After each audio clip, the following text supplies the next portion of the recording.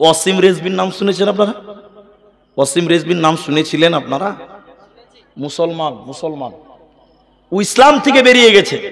ইসলাম থেকে, আল্লাহর কসম, যেদিন ইসলাম থেকে বেরিয়ে যায়, এদিকে দেখেন, এদিকে এইরকম কোরআন হাতে নিয়ে বলেছিল কোরআন থেকে 26টা আয়াতকে কেটে বাদ দিয়ে দিতে হবে। বলুন নাউজুবিল্লাহ। নাউজুবিল্লাহ বলুন, নাউজুবিল্লাহ বলতে হবে। তাহলে কোরআন থেকে 26টা আয়াতকে বাদ দিতে বলছে ওয়াসিম রেজভি। এখন আপনাদের কি বলছি, তাহলে ওয়াসিম রেজভি কোরআনটা পড়েছিল কি পড়েনি? পড়েছিল। না পড়লে কি করে পারলো?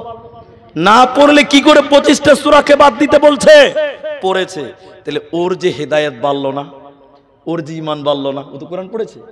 আল্লাহ বলছেন জাদাতুহুম ঈমানা, ওর ঈমান বৃদ্ধি হবে, ঈমান বাড়বে যখন সে কোরআন তেলাওয়াত করবে। তো এর বাড়লো না কেন?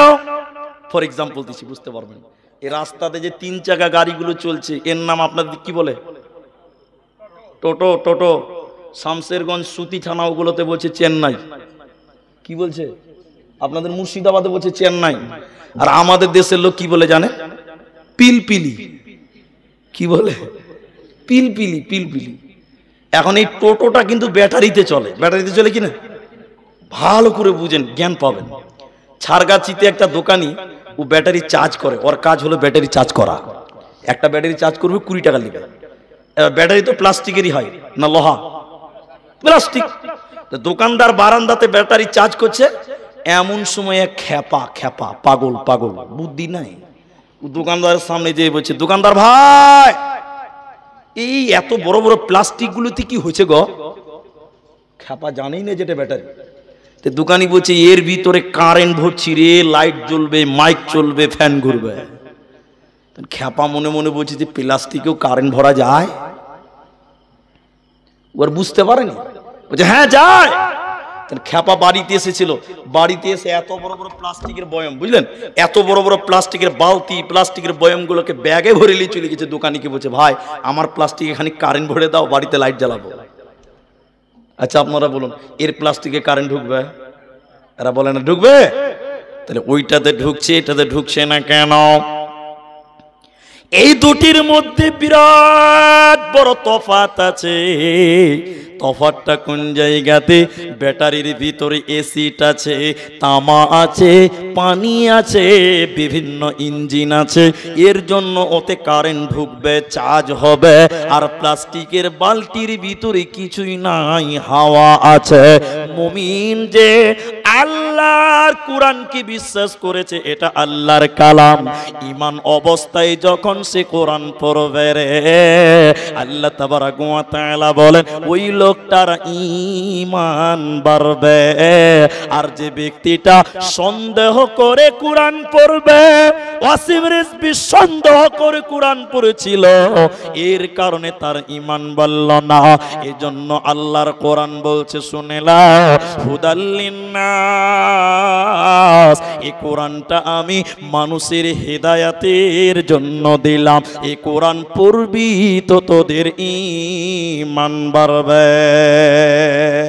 শুধু তাই নয়, ঈমান তো বাড়বেই বাড়বে। শুনে নাও, যদি দুনিয়াতে কোরআন পড়েন কি লাভ হবে? বিশ্বনবী বলছেন, শুনে নাও, কিয়ামতের দিন আল্লাহ 2 জনের সুপারিশকে কবুল করবে, গ্রহণ করবেন। ওর মধ্যে একটার নাম কোরআন। কোরআন কিয়ামতের দিন আল্লাহর সামনে গিয়ে বলবে, আল্লাহ তোমার অমুক বান্দা কোরআন পড়েছিল, আল্লাহ তুমি আমার সাক্ষী গ্রহণ করো, অমুক ব্যক্তিকে ক্ষমা করে দাও। যে লোকটা কোরআন পড়বে রে, এর জন্য আল্লাহর কোরআন সাক্ষী দিবে, মরার পর তার কোনো চিন্তা রবে না।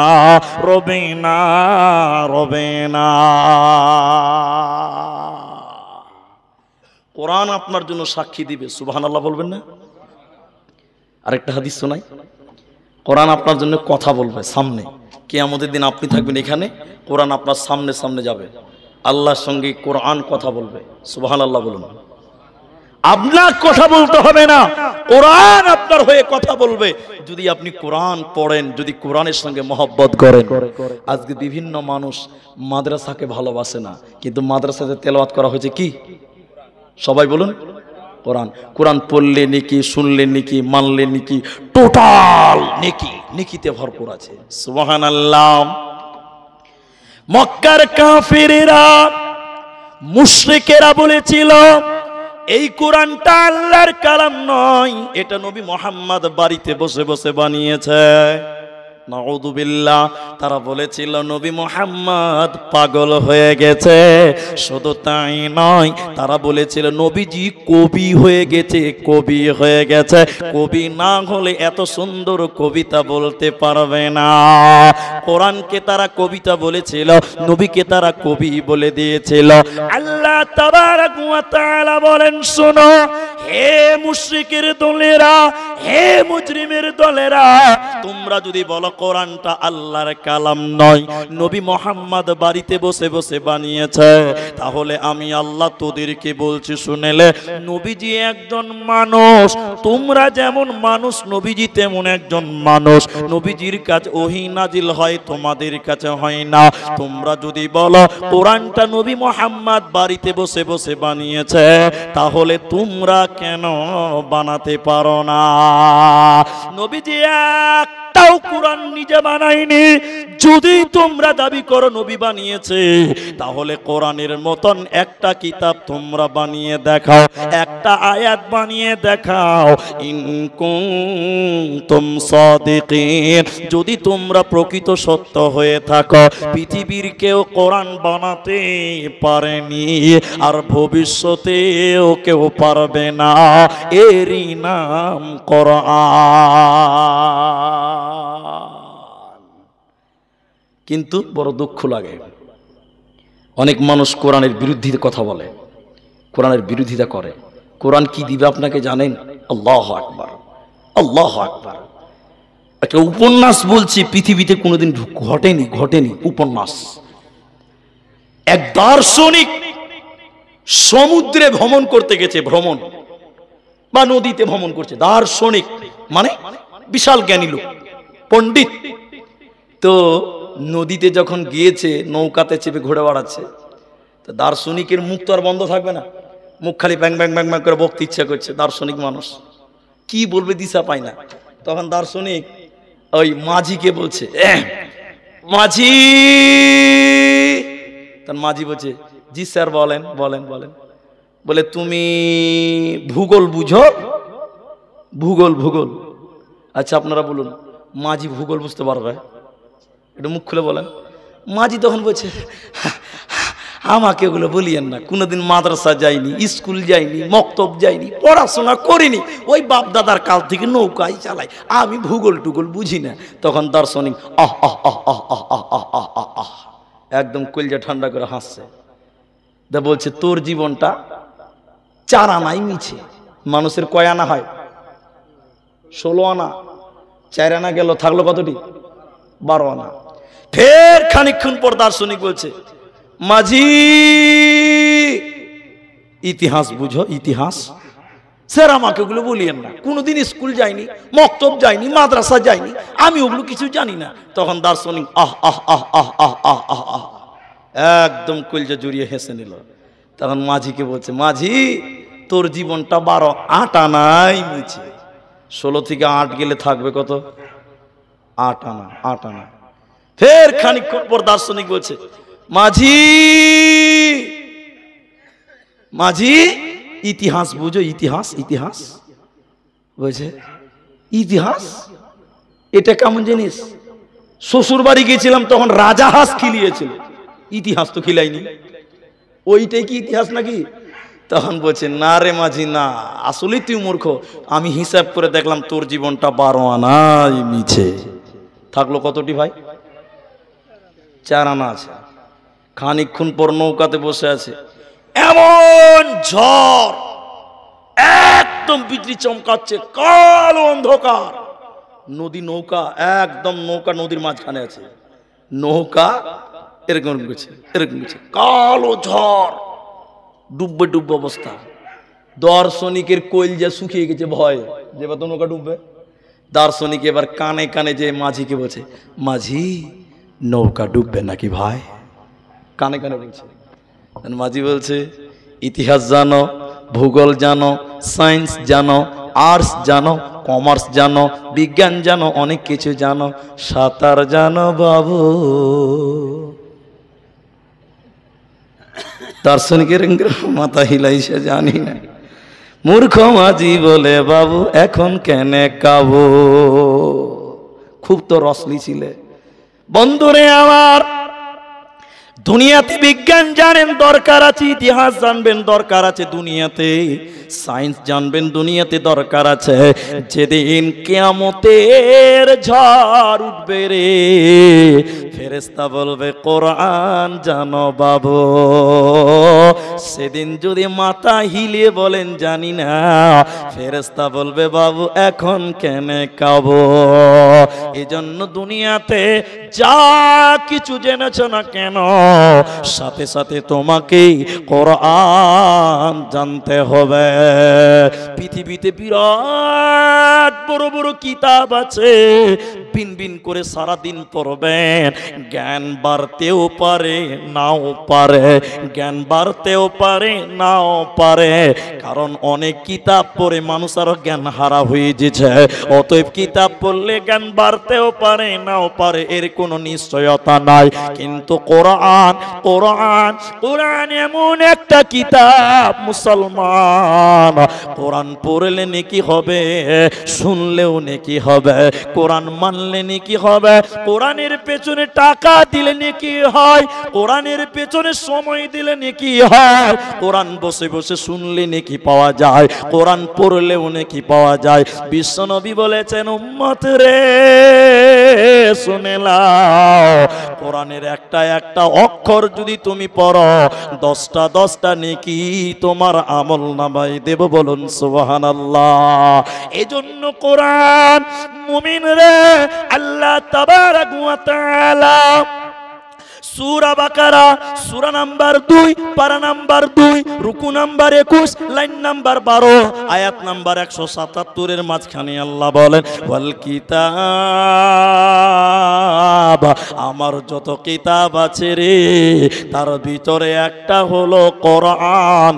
এই কোরআনের উপরে তোদের ঈমান রাখতে হবে। আল্লাহু আকবার। আপনি বলেন বিসমিল্লাহির রহমানির রহিম, নেকি পাবেন? কি বলছেন, পাবেন কি পাবেন না? আচ্ছা, বেলডাঙ্গার মানুষ একটু মুখটা জোরে খোলেন তো। এখন আজকালকার জালসার গেটে লেখা থাকছে 786, দেখেছেন আপনারা? একটু মুখ খুলেন। মসজিদের দেওয়ালে 786 লেখা আছে। নাম বলে দিচ্ছি আপনাদেরকে, দেখেই প্রমাণ করে দিচ্ছি। এই বর্ধমান জেলা, আপনাদের পশ্চিমবঙ্গের পূর্ব বর্ধমান, মাদ্রাসাটার নাম খড়দত্তপাড়া, খড়দত্তপাড়া মাদ্রাসা। ওই মাদ্রাসা জালসা বিশাল খরচ, লাইটিং ফাইটিং করেছে। এবছরও ফোন করেছিল, ডেট পাইনি, নভেম্বরে জালসা করবে। তো আমার নভেম্বর ফুল হয়ে গেছে। তো যেটা আমি বলছি, জালসার গেটে লাইটিং করেছে, ভালো করে শুনেন। ওতে লেখা আছে 786 786। এখন অনেক মুসলমানের গাড়িতে লেখা থাকে, থাকে কি থাকে না? তা আমি জালসাতে গিয়ে বললাম, ভাই 786 মানে কি? বলে, মুলি সাহেব এটা আপনি জানেন না? বলে, না জানি না, জানবার লিগেই তো জিজ্ঞাসাটা করছি। তাই একটা লোক স্টেজ থেকে বলছে 786 মানে হলো বিসমিল্লাহির রহমানির রহিম। আর হাসছে যে, এটাই বলছে 786 মানে বলছে বিসমিল্লাহির রহমানির রহিম। আচ্ছা আপনারা বলুন, বিসমিল্লাহ বললে নেকি হবে? সবাই বলুন কি হবে? আর 786 বললে নেকি হবে? ফেরেশতা এমন জায়গায় মারবে কাউকে দেখাতেও পারবে না। 786 ভণ্ডামি। আচ্ছা সব বাদ দিলাম, বাদ দিলাম, বাদ দিলাম। মুরগি জবাই করছেন, জামাই বাড়িতে এসে মুরগি জবাই করতে হবে, কি বলে জবাই করবেন? বিসমিল্লাহে আল্লাহু আকবার। গরু জবাই করবেন, হালাল করবেন, কি বলতে হবে? বিসমিল্লাহে আল্লাহু আকবার। তো বিসমিল্লাহির রহমানির রহিম যদি 786 হয়, এখন কোন মানুষ যদি বলে 786 আল্লাহু আকবার, কে কে খাবে? কে খাবে গো? খাবে। 786 যদি বিসমিল্লাহ হয়, তাহলে মুরগি জবাইয়ের সময় বলতে হবে 786 আল্লাহু আকবার। বিহাই খেলাও, বিহাই বুঝতে গুষ্টি মারি তোর খাওয়া। তো ভণ্ডামি করে জায়গা পাও না। আচ্ছা সব বাদ দিলাম, 786 বিসমিল্লাহ হয়, তাহলে আল্লাহু আকবারের একটা অঙ্ক আসবে, আসবে কি আসবে না? এরা কথা বলেন, আসবে না? তাহলে আসসালামু আলাইকুমের একটা অঙ্ক আসবে। এখন কোন নামাজি যদি বলে 786 ধরনের অঙ্ক দিয়ে নামাজ পড়ে, 502, সূরা ফাতিহার নাম হলো 5,92,000, সূরা ইখলাসের নাম হলো 72, আর সালামটার নাম হলো 502 নামাজ হবে? ফেরেশতা এমন মারবে রে, কাউকে দেখাতেও পারবি না। এজন্য কোরআন নিয়ে ভণ্ডামি নয়, কোরআন বিসমিল্লাহ, কোরআনের একটা আয়াত। এজন্য 786 মুসলমান বর্জন করো, বিসমিল্লাহির রহমানির রহিম। কোরআনের প্রতিটা অক্ষরে অক্ষরে নেকি থাকবে, আর মুসলমান সে অক্ষরে নেকি থেকে বঞ্চিত করার জন্য আজকে ইহুদি খ্রিস্টানেরা মুসলমানদের বাড়িতে 786 দিয়েছে। না না, তিলে তিলে তারা চক্রান্ত করছে কোরআনটা মিটাবার জন্য, কিন্তু কোরআন পৃথিবী থেকে কেউ মিটাতে পারবে না, কেউ পারবে না। এরই নাম কোরআন।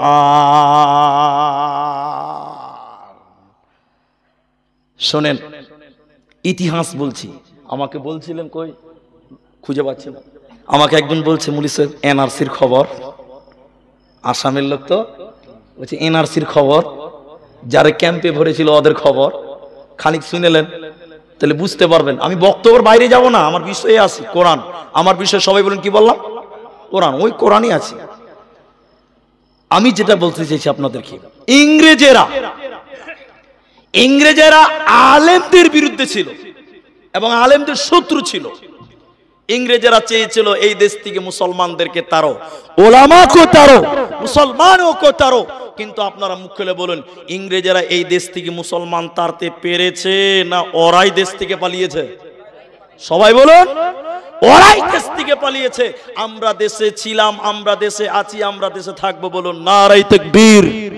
মুসলমানদেরকে কেউ বেকাতে পারবে না।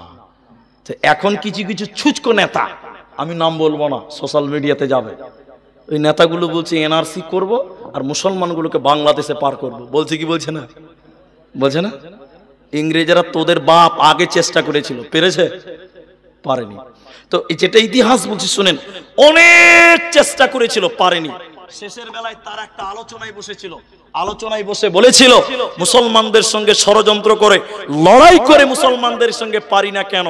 তখন তারা আলোচনা করে বলেছিল যতদিন পর্যন্ত মুসলমানদের কাছে কোরআন থাকবে অতদিন পর্যন্ত মুসলমানকে বেকানো যাবে না। কোরআন দিলে রাখো, কোরআন কোরআন। তখন ইংরেজরা বলেছিল আজ থেকে তোমাদের কাজ হলো কোরআন কিনো, পুড়িয়ে দাও, জ্বালিয়ে দাও, ছারখার করে দাও।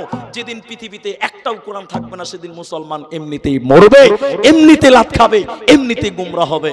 তাই তারা কোরআন কিনেছিল আর কোরআন পুড়েছিল। কিন্তু বলুন কোরআন খতম করতে পেরেছে? সবাই বলুন পারেনি। উদাহরণটা এই মাদ্রাসাকে দিচ্ছি, পুলিন্দা মাদ্রাসা। এক নাস্তিক বেঈমান আমার মতো লম্বা পাঞ্জাবি পড়েছে, এরকম মাদ্রাসা এসে বলছে মুলি সাহেব আপনাদের মাদ্রাসায় কোরআন আছে? আচ্ছা আপনারা বলুন তো, এটা মাথা মোটা না হইলেই প্রশ্ন করে। আজি বাবজি, মাদ্রাসায় কোরআন থাকবে না তো কি থাকবে? এসে বলছে যে আপনাদের মাদ্রাসায় কোরআন আছে। হেড মুলবি বলছে তোর মাথায় গোবর আছে, বেকুব কোথাকার। মাদ্রাসায় কোরআন থাকবে না তো কি থাকবে? কোরআন আছে। তো ওই নাস্তিক বেঈমান বলছে কতটি আছে, কতটি আছে? বলে আপনি কতটি লিবেন? মুলি সাহেব বলছে আপনি কতটি লিবেন? ওই বেঈমান বলছে যতটি আছে সবটি লিব। মুলি সাহেবের ভিতরে তখনই সন্দেহ জেগেছে, ডাল মে কুচ, সবাই বলুন ডাল মে কুচ কালা হ্যায়। হেড মুলবি বুঝে নিয়েছে যে এ তো গোলমাল আছে, নিশ্চিত গোলমাল। হেড মাওলানা তখন কি করছে, পুলিন্দা মাদ্রাসা, ভালো করে শুনেন। হেড মাওলানা বলছে রে বাবা তুমি নিতে এসছো কোরআন, তুমি তো দামি মেহমান, তুমি নাস্তা করো, আরাম করো, তোমাকে কোরআন দেওয়া হবে। এই পুলিন্দা মাদ্রাসার হেড মাওলানা তখন তিনটি ছেলেকে ডেকেছে। এক আব্দুর রহমান, কই রে বাবা? আব্দুর রহমান বলছে লাব্বাইক হুজুর। দ্বিতীয় নম্বর বলছে আব্দুর রহিম, কই রে বাবা? হুজুর আমি উপস্থিত আছি। 3 নম্বর ছেলে বলছে আব্দুল সাত্তার, কই রে বাপ? 3 জন এসেছে। এবার হেডমাস্টার বলছে বাবা ইনি বিদেশি মেহমান, নিতে এসেছে কোরআন, নাস্তা তো ভালোই হলো। এরে বাবা তোমরা তো গোটা গোটা কোরআন আত্মাতে রেখেছো, মুখস্থ করেছ। হাফেজারা কোরআন মুখস্থ করে না? এরে বাবা তোমরা তো গোটা গোটা কোরআন মুখস্থ করেছো রে বাবা। ইনি কোরআন নিতে এসেছে, একলাই তো দিয়ে দিতে পারবে কিন্তু ক্লান্ত হয়ে যাবে। এরে আব্দুর রহমান তুমি 1 থেকে 10 পারা শুনিয়ে দাও। এরে আব্দুর রহিম তুমি 11 থেকে 20 পারা শুনিয়ে দাও। এরে আব্দুল সাত্তার 21 থেকে 30 পারা শুনিয়ে দাও। এই 3টে ছেলে যখন বিসমিল্লাহ থেকে শুরু করে মিনাল জিন্নাতি ওয়ান নাস বলেছে, ওই বেঈমান বসা মানুষ দাঁড়িয়ে গিয়ে বলছে আশহাদু আল্লা ইলাহা ইল্লাল্লাহ ওয়া আশহাদু আন্না মুহাম্মাদান আবদুহু ওয়া রাসূলুহু। তিনি তখন বললেন আমাদের আলোচনা হয়েছে কোরআন কিনো, পুড়িয়ে দাও, জ্বালিয়ে দাও। যতদিন মুসলমানদের কোরআন থাকবে মুসলমানদের সঙ্গে পারা যাবে না। তাই আমি কোরআন নেওয়ার জন্য এসেছিলাম, কিন্তু আমি এখন আল্লাহর কসম করে বলছি মুসলমানদের থেকে কোরআনকে মিটানো সম্ভব হবে না। তার কারণ হলো মুসলমানেরা তাদের কোরআনকে তাদের আত্মাতে জায়গা দিয়েছে। আজকে কোরআন যদি পুড়িয়ে দেওয়া হয় মুহূর্তে কোরআন তৈরি হয়ে যাবে। লক্ষ কোটি কোটি কোরআনের হাফেজ আছে, অতএব কোরআনকে মেটানো যাবে না, কোরআনকে কোনো সময় মেটানো সম্ভব হবে না। এই জন্য একজন দার্শনিক আমার দিকে তাকান, একজন দার্শনিক এই রকম করে কোরআন দেখিয়েছিল, এই রকম করে কোরআন মানুষকে দেখিয়েছিল। একজন দার্শনিক দেখিয়ে বলেছিল তোমরা ভালো করে দেখো এই কোরআনটা, তোমরা ভালো করে দেখো এই কোরআনটা ভালো করে দেখো।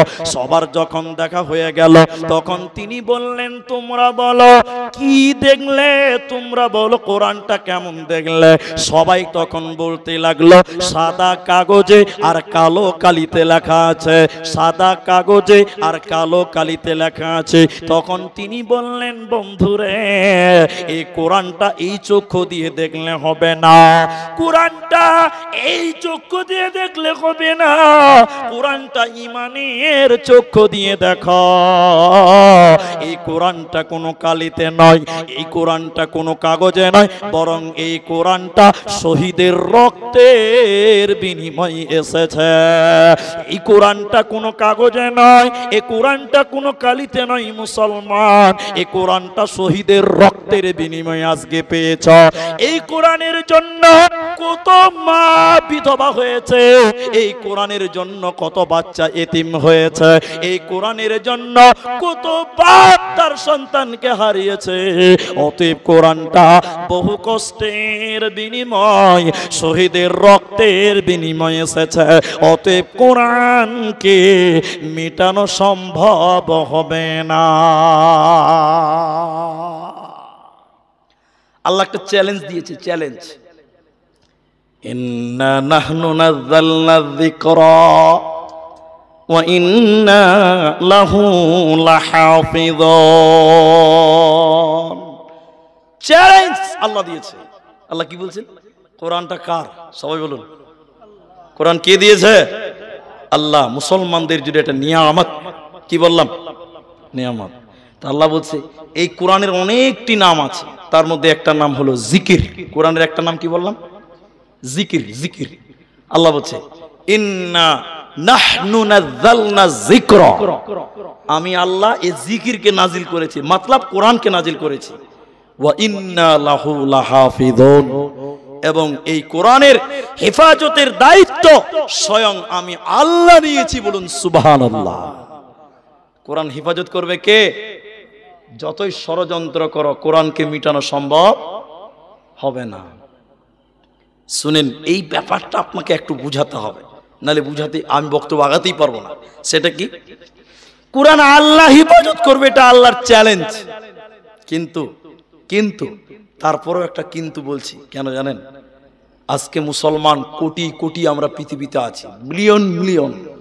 আমাকে একজন বলছে মুলি সাহেব বাবরি মসজিদ ভেঙে নিয়ে চলে গেল, কই আল্লাহ কিছু করলো না, আমাকে মুসলমান বলছে। মুসলমান কাবা ভাঙতে এসেছিল আব্রাহা, আবাবিল পাখি দিয়ে রুখে দিয়েছিল। আজকে বাবরি চলে যাচ্ছে, তো আল্লাহ কেন কিছু করছে না? তখন আমি বলেছিলাম, এদিকে দেখেন, যখন কাবা ভাঙতে এসেছিল মুসলমান গুটি কয়েক, মুসলমান কি বললাম, গুটি কয়েক, আর এখন বাবরি ভেঙেছে মুসলমান গুটি কয়েক না অনেক? এত মুসলমান থাকতে আবার আল্লাহকে আসতে হবে? কথা ঠিক বললাম না ভুল বললাম? এত মুসলমান থাকতে আল্লাহকে নামতে হবে, তাহলে তোমরা কিসের জন্য আসো বলো? বলছিলাম কোরআন এমন একটি কিতাব, কোরআন শুনলে মানুষেরা ঈমান আনে। অনেক তথ্য দিচ্ছি আপনাকে, তার মধ্যে হযরত উমর ইসলাম কবুল করেছিলেন কেন? বোনের বাড়িতে কোরআন শুনেছিল। লম্বা ইতিহাস নয়, হযরত উমর গেছিলেন বোনের বাড়িতে খবর নেওয়ার জন্য, বোন ভগ্নিপতি তারা ঈমান এনেছে নাকি জানার জন্য।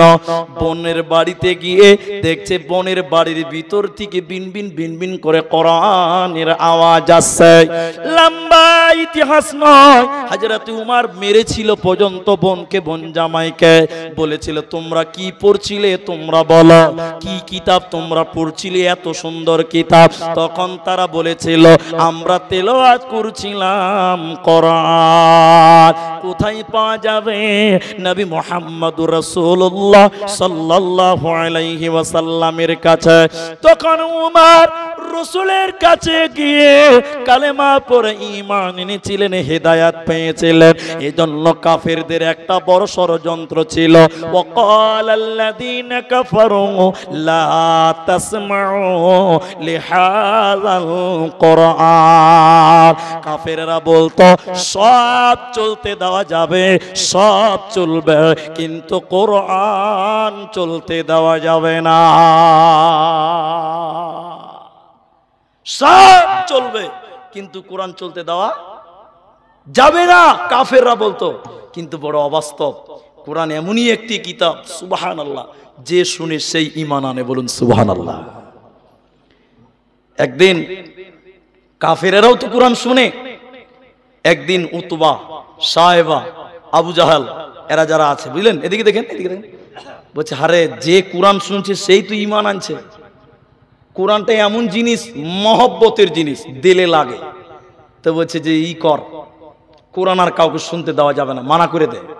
তখন আরেকজন বলছে মানা তো করবি তো, আমরাই তো ছাড়তে পারি না। সুবহানাল্লাহ বলবেন না? বলছে আমরাই তো ছাড়তে পারি না, তো লোককে কি করে মানা করবি? তখন বলছে এই আমার দিকে দেখেন, এই তুমি কাল থেকে কোরআন শুনতে আসবে না, এই তুমি আসবে না, এই তুমি আসবে না, আর আমিও আসবো না। ঠিক আছে, মানে নবীজির বাড়ির পেছনে লুকিয়ে লুকিয়ে কোরআন শুনতো, আর রাসূলুল্লাহ রাতে কোরআন তেলাওয়াত করতে। বলুন সুবহানাল্লাহ। তো চারজন বলেছে যে আসবি না, আসবো না। ঠিক আছে, যখন রাত হয়ে গেছে, রাত 12টা বাজে, তখন আমি মনে মনে ভাবছি ওরা তিনজন বলেছে আসবে না, তো সালা আমি একাই যাবো, তো শুনবো। কথা কি বুঝতে পারছেন না? আরেকজন তখন বলছে ঠিকই তো, ওরা তিনজন আসবে না, তাহলে আমি একাই যেয়ে শুনবো, ওদের বুঝতে পারবো না যে আমি শুনেছি। কথা কি বুঝতে পারছেন কিনা? এই করে করে চারজনই ফের চলে এসছে। বলুন সুবহানাল্লাহ।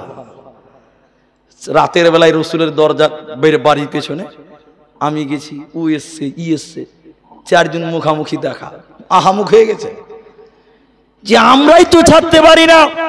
তারা অলিতে গলিতে প্রচার করতে লাগলো কোরআন চলতে দেওয়া যাবে না।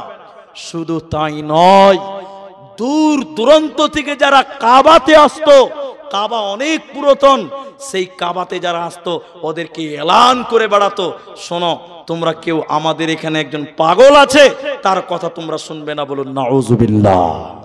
পাগল মতলব নবী মুহাম্মদ সাল্লাল্লাহু আলাইহি ওয়াসাল্লাম। বিদেশি লোকেরা বলল শুনবো না, ঠিক আছে শুনবো না, কিন্তু পাগলটা কেমন চলো তাকে আমরা একটু দেখে আসি, যার ব্যাপারে গোটা বেলডাঙ্গাতে এলান করে বেড়ানো হয়। চলো, সবাই কান বন্ধ করে দিয়েছে, আঙুল পরে কান ঢেকে দিয়েছে, শুনতে না পাই। নবীজি কাবার সামনে হাকিমের পাথরে, যারা হজ করেছেন তারা জানেন কাবার সামনে হাকিমের পাথরে হেলান দিয়ে নবীজি সূরা রহমান, কেউ কেউ বলেছেন সূরা কাহাফ তেলাওয়াত করছিলেন। বিদেশের লোকেরা কান বন্ধ করে নবীজির দিকে দেখছে আর অবাক হয়ে গিয়ে বলতে লাগলো, এত সুন্দর চেহারা, এত সুন্দর সূরত, এত সুন্দর নুরানি চেহারা, ইনি কোনোদিন পাগল হতেই পারে না, পারে না, পারে না। তখন তারা কানকে খুলে দিল, নবীজির জবানে তারা কোরআন পড়লো, পরবর্তীতে তারা দলে দলে ইসলাম কবুল করলো, ঈমান আল্লাহ। এজন্য মুসলমান, কোরআন আল্লাহর এমন একটি কিতাব, যে কিতাব মানুষকে ঈমান দিতে পারে, মানুষের হেদায়াত দিতে পারে, এরই নাম কোরআন। আজকে মুসলমান কোরআন পড়তে জানি না, কোরআনের সঙ্গে সম্পর্ক নাই, মাদ্রাসা ভালো লাগে না, মাদ্রাসার ছাত্র দেখতে পারেন না। শুনিলেন ভাইরা, আল্লাহ তাবারাক ওয়া তাআলা বলছেন, আকিমিস সালাতা লিদুলুকিশ শামসি ইলা ওয়াসাকিল লাইল ওয়া কুরআনাল ফাজর ইন্না কুরআনাল ফাজরি কানা মাশহুদা। আল্লাহ বলছেন, এদিকে দেখেন, যারা 5 ওয়াক্তের নামাজ পড়বে, 5 ওয়াক্তের পাঞ্জেগানা নামাজ পড়বে, নারী হোক পুরুষ হোক, 5 ওয়াক্তের নামাজ, আর সকাল সন্ধ্যা তেলাওয়াত করবে কোরআন, আল্লাহ বলছেন ওর জন্য কিয়ামতের দিন কানাত মাশহুদা, এই কোরআন তার জন্য কাল কিয়ামতের দিন সুপারিশ করবে। বলুন সুবহানাল্লাহ। নামাজ পড়েন? মৌলভী সাহেব নামাজই তো পড়ি না, কি আর সুপারিশ করবে? কোরআন কি নিয়ে পায়খানায় যান, কোরআন আপনার জন্য আরো সুপারিশ কেটে দিবে।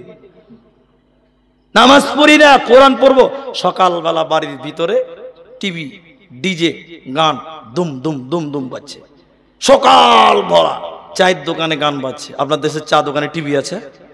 খুব ভালো।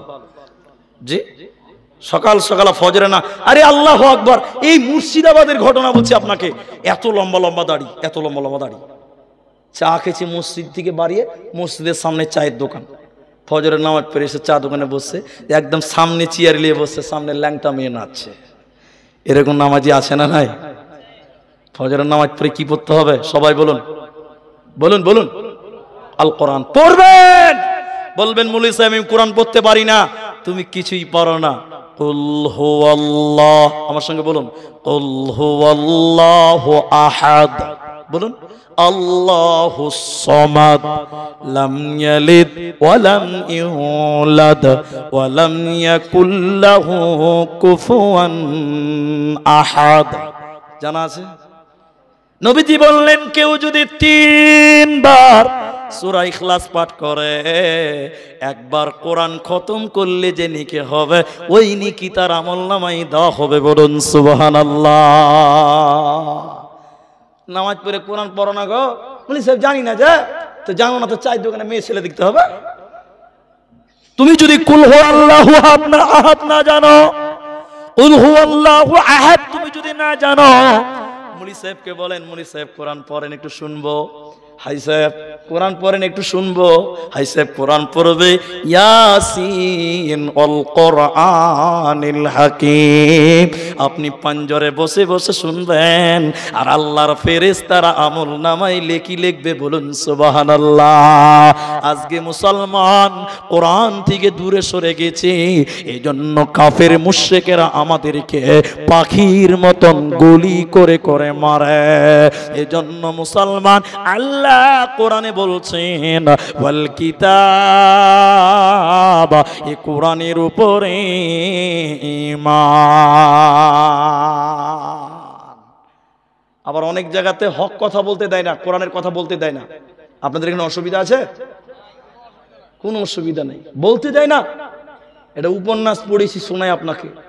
আজকের মুসলমান আরবি শুনলেই মনে করে কোরআন, আরবি শুনলে কি মনে করে?